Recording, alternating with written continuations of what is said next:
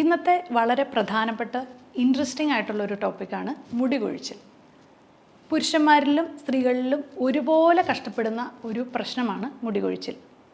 ഒത്തിരി പേര് ഇതിൻ്റെ കാരണങ്ങൾ അറിയാതെ പല ഹെയർ ഓയിലും അതുപോലെ തന്നെ ട്രീറ്റ്മെൻറ്റൊക്കെ ചെയ്ത് മുടി കൊഴിച്ചിലിന് വേണ്ടിയിട്ടുള്ള വളരെ എക്സ്പെൻസീവ് ആയിട്ടുള്ള ട്രീറ്റ്മെൻറ്റ് മൊഡാലിറ്റീസൊക്കെ.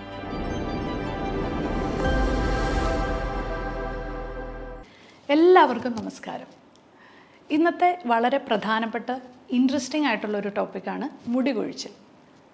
പുരുഷന്മാരിലും സ്ത്രീകളിലും ഒരുപോലെ കഷ്ടപ്പെടുന്ന ഒരു പ്രശ്നമാണ് മുടി കൊഴിച്ചിൽ. ഒത്തിരി പേര് ഇതിൻ്റെ കാരണങ്ങൾ അറിയാതെ പല ഹെയർ ഓയിലും അതുപോലെ തന്നെ ട്രീറ്റ്മെൻറ്റൊക്കെ ചെയ്ത് മുടി കൊഴിച്ചിലിന് വേണ്ടിയിട്ടുള്ള വളരെ എക്സ്പെൻസീവ് ആയിട്ടുള്ള ട്രീറ്റ്മെൻറ്റ് മൊഡാലിറ്റീസൊക്കെ സ്വീകരിച്ചിട്ടും യാതൊരു രീതിയിലുള്ള ഫലം കിട്ടണില്ല എന്നുള്ള നിരാശയോടുകൂടി എന്നെ സമീപിക്കാറുണ്ട്. അപ്പോൾ ഇന്നത്തെ നമ്മളുടെ ടോപ്പിക്ക് എന്തുകൊണ്ടായിരിക്കും എന്നുള്ളതിനെ പറ്റിയും അതിന് പറ്റിയ കുറച്ച് സൊല്യൂഷൻസുമായിരിക്കും ഞാൻ പറഞ്ഞുതരാം. ഞാൻ doctor Akhila Vinod, wellness OP centre, Yogashram, Palarivattom. അപ്പോൾ ആദ്യം നമ്മൾ ശ്രദ്ധിക്കേണ്ട ഒരു കാര്യം, ഞാൻ പല വീഡിയോസിലും ഞാൻ പറഞ്ഞിട്ടുണ്ട്, ഇതിൻ്റെ മൂലകാരണം എന്ന് പറയുന്ന മിക്കവരിലും ഒരു ഏകദേശം 80% പേരിലും കാണുന്നത് ഡെഫിഷ്യൻസീസാണ്. അപ്പോൾ ആണുങ്ങളിൽ യൂഷ്വലി അവർ ബ്ലഡ് ടെസ്റ്റ് ചെയ്യാനായിട്ട് ഉണ്ടെങ്കിൽ തന്നെ അവർ ടെസ്റ്റ് ചെയ്യുന്നത് വൈറ്റമിൻ ഡി. മാക്സിമം പോയി കഴിഞ്ഞാൽ അവർ വൈറ്റമിൻ ഡി മാത്രമേ ചെക്ക് ചെയ്യാറുള്ളൂ. പക്ഷേ ഇനി നെക്സ്റ്റ് ടൈം നിങ്ങൾ പോകുമ്പോൾ നിങ്ങളിലുള്ള തൈറോയ്ഡ് ഗ്രന്ഥികളുടെ ഒരു ഹോർമോൺ, അതായത് തൈറോയ്ഡ് പ്രൊഫൈൽ ഒന്ന് ചെക്ക് ചെയ്യുക, കൂടാതെ ഫെറിറ്റിൻ ചെക്ക് ചെയ്യുക, അതുകൂടാതെ വൈറ്റമിൻ ഡിയും കൂടി ചെക്ക് ചെയ്യുക. ഇതാണ്, ഈ 3 കാരണങ്ങളാണ് പ്രധാനമായിട്ടും ഒരു ആളിൽ, അല്ലെങ്കിൽ ഒരു പുരുഷനിലായിക്കോട്ടെ സ്ത്രീയിലായിക്കോട്ടെ പ്രധാനമായിട്ടും കാണുന്നത് ഇതിൻ്റെ ഒരു ഡെഫിഷ്യൻസി മൂലമാണ്. ചില കേസുകളിൽ പ്രത്യേകിച്ചും ആണുങ്ങളിൽ കാണുന്ന ഒരു മെയിൽ പാറ്റേൺ ഇതെന്ന് പറയുന്നത്, ഇപ്പോൾ കഷണ്ടി വരുന്നതിൽ നമുക്കൊരു പരിധി വരെയാണ് നമുക്കതിനെ ട്രീറ്റ് ചെയ്ത് മെച്ചപ്പെടുത്താൻ പറ്റുള്ളൂ. അങ്ങനെയുള്ളവർക്ക് അതൊരു വേറെ പ്രൊസീജിയേഴ്സിലേക്കൊക്കെ പോയി അവർക്ക് ഒരു കോസ്മെറ്റോളജിസ്റ്റിനെ കണ്ട് അവർക്ക് മുടി വേണം എന്ന് നിർബന്ധമാണെങ്കിൽ അങ്ങനെ ചെയ്യാം. പക്ഷേ ഒരു ഏകദേശം 80 തൊട്ട് 90% പേരിലും ആദ്യം നിങ്ങൾ ബ്ലഡ് ടെസ്റ്റ് ചെയ്ത് നിങ്ങളുടെ ഇതിനകത്ത് എന്തെങ്കിലും ഡെഫിഷ്യൻസീസ് ഉണ്ടോ എന്ന് നോക്കിയതിന് ശേഷം അങ്ങനെ ഒരു തീരുമാനത്തിലേക്ക് പോവുകയായിരിക്കും നല്ലത്. മിക്കവരിലും കാണുന്നത്, ഞാൻ ഏറ്റവും കൂടുതൽ കാണുന്നത് വൈറ്റമിൻ ഡിയുടെ ഒരു ഡെഫിഷ്യൻസി തന്നെയാണ്. വൈറ്റമിൻ ഡി ചെക്ക് ചെയ്ത് കഴിയുമ്പോൾ അവർ യൂഷ്വലി കാണും ഒരു 20 to 30 ഒരു ഇൻസഫിഷ്യൻസി എന്നുള്ളൊരു രീതിയിലേക്ക്. 30 എന്ന് പറയുമ്പോഴത്തേക്കും അത് സഫിഷ്യൻ്റാണ്. പക്ഷേ എന്നിരുന്നാൽ പോലും നിങ്ങൾക്ക് കുറച്ച് സ്ട്രെസ്സും കാര്യങ്ങളൊക്കെ ഉണ്ടെങ്കിൽ നിങ്ങൾക്കൊരു 30-ന് മുകളിൽ, അതായത് 30 to 100 ആണ് സഫിഷ്യൻറ്റ് വൈറ്റമിൻ ഡി ലെവൽസ് എന്ന് പറയുന്നത്. പക്ഷേ ഈ ഒരു 30 എന്നുള്ളത് കൊണ്ട് നിങ്ങൾ തൃപ്തിപ്പെടാതെ നിങ്ങളൊരു 50-ലേക്ക് വൈറ്റമിൻ ഡി ആക്കുകയാണെങ്കിൽ നിങ്ങളുടെ സമ്മർദ്ദത്തിനും കുറവുണ്ടാവും. അതുകൂടാതെ ഈ ഒരു മുടിയുടെ ഒരു കൊഴിച്ചിൽ പെട്ടെന്ന് തന്നെ നിൽക്കുന്നതായിട്ട് നിങ്ങൾക്ക് കാണാൻ സാധിക്കും. വൈറ്റമിൻ ഡി ഞാൻ ഒരു ദിവസം മുഴുവൻ ഞാൻ പുറത്താണ്, അതുകൊണ്ട് എനിക്ക് വൈറ്റമിൻ ഡി ധാരാളം കിട്ടും എന്ന് പറയുന്നവരുണ്ടാവും. പക്ഷേ ആ വൈറ്റമിൻ ഡി പ്രോപ്പറായിട്ട് ആയിരിക്കില്ല നിങ്ങൾക്ക് ലഭിക്കുന്നത്. അതുകൂടാതെ നിങ്ങളുടെ ശരീരം മുഴുവൻ ഒരേപോലെ ആയിരിക്കില്ല ആ വൈറ്റമിൻ ഡി കിട്ടുന്നത്. സൂര്യപ്രകാശം വളരെ ശരിയാണ്, അത് നിങ്ങൾ സൂര്യപ്രകാശത്തിൻ്റെ ഉള്ളിൽ നിങ്ങൾ പുറത്ത് എക്സ്പോസ് ചെയ്യുവാണെങ്കിൽ തീർച്ചയായിട്ടും കിട്ടും. പക്ഷേ എന്നിരുന്നാൽ പോലും പലരിലും അത് പ്രോപ്പർ രീതിയിൽ അബ്സോർബ് ചെയ്യുന്നത് കാണാറില്ല. അതുകൊണ്ട് തന്നെ വൈറ്റമിൻ ഡി സപ്ലിമെൻറ്റ്സ് എടുക്കുന്നതിൽ യാതൊരു രീതിയിലുള്ള സൈഡ് എഫക്ട്സോ പാർശ്വഫലങ്ങളോ ഇല്ല.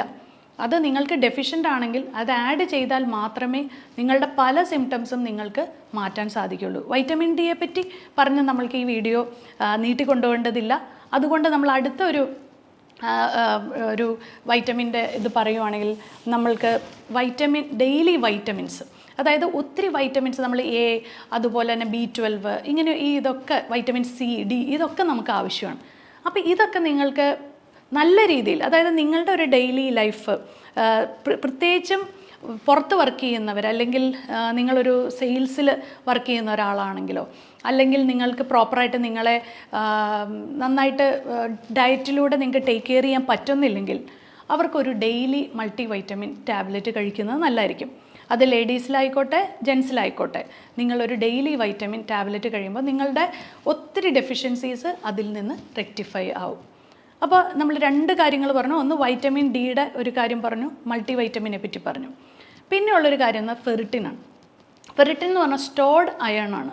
അതായത് നിങ്ങളുടെ ബ്ലഡിൽ അടങ്ങിയിരിക്കുന്ന ഒരു മോളിക്യൂളിൻ്റെ ഉള്ളിൽ ഓക്സിജൻ ക്യാരി ചെയ്യുന്ന ഒരു മോളിക്യൂളാണ് ഈ അയൺ എന്ന് പറയുന്നത്.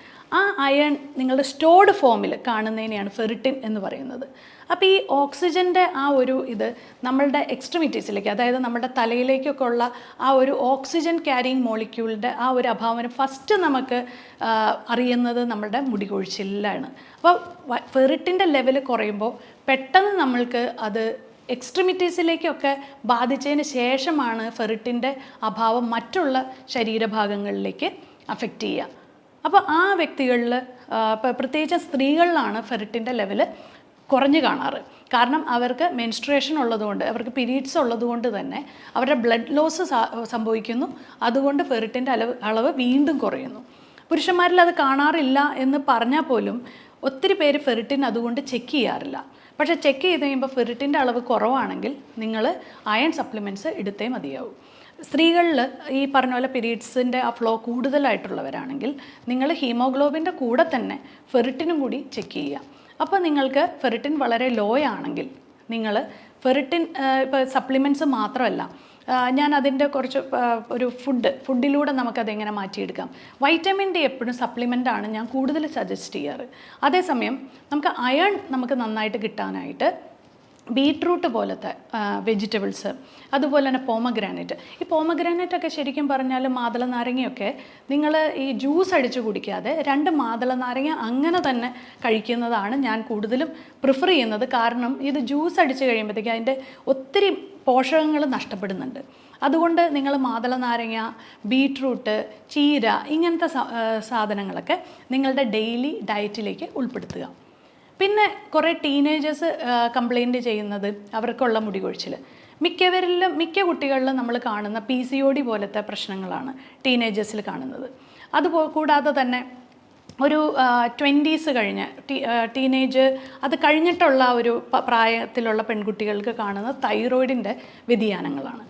അത് കഴിഞ്ഞിട്ട് ഏകദേശം ഒരു മിഡ് ലൈഫിലും ഞാൻ കൂടുതൽ കാണുന്നത് തൈറോയിഡ്, അതുപോലെ തന്നെ യൂട്രസ് റിലേറ്റഡ് ആയിട്ടുള്ള ഇഷ്യൂസ് വരുമ്പോൾ ഹോർമോണിൻ്റെ വ്യതിയാനങ്ങൾ കൊണ്ട് മുടി കൊഴിച്ചിൽ വരുന്ന സാഹചര്യങ്ങളാണ്.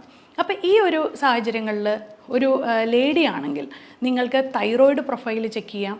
അതുകൂടാതെ ഹോർമോണൽ എസ്സേ എന്ന് പറഞ്ഞ് നിങ്ങൾക്കൊരു ടെസ്റ്റ് ചെയ്യാം. ആ ടെസ്റ്റിൽ നിങ്ങൾ പ്രൊജസ്ട്രോണും ഈസ്ട്രജനും ഒക്കെ മനസ്സിലാക്കി ഇതിനൊക്കെ ശേഷമാണ് ഇതിനകത്തൊന്നും നിങ്ങൾക്ക് യാതൊരു രീതിയിലുള്ള പ്രശ്നങ്ങളില്ല എന്ന് തന്നെ വയ്ക്കുക.